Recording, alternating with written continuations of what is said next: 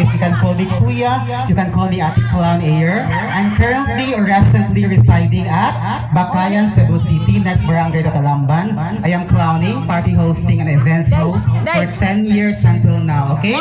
Once again, I'm Clown Air. I'm currently residing at Bakayan, Cebu City. So, ladies and gentlemen, are you all ready? Andan na ba mo? Andam na. One more time, kusga, andan na ba? Andam na. So may I request mommy and daddy, our proud parents, to please be at the center together with our birthday boy, baby Sky Yusef. A round of applause. Pakpak! Ah, si mommy and daddy.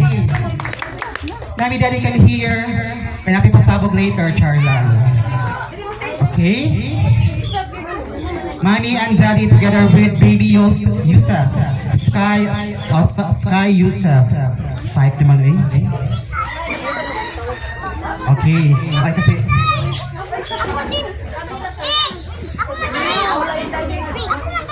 Okay na ikaw may welcome ha.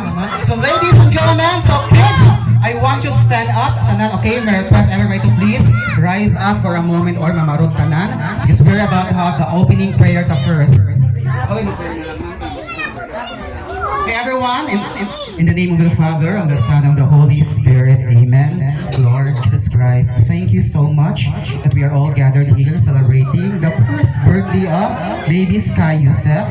I hope, dear Lord, that you gave him more blessings to come, good health as well as his family members. Alright, so you may now take your remain standing lang, guys. We are going to welcome, of course, the birthday boy, baby Yusef, together with Clown Air. So, ladies and gentlemen, let's put your hands together and pakpak! Dance to the tune of Apathy by Bruno Mars and ladies and gentlemen, play the music, please.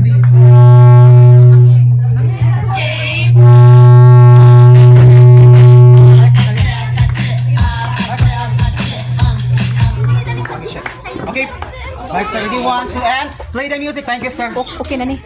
Alasa. Alasa, kung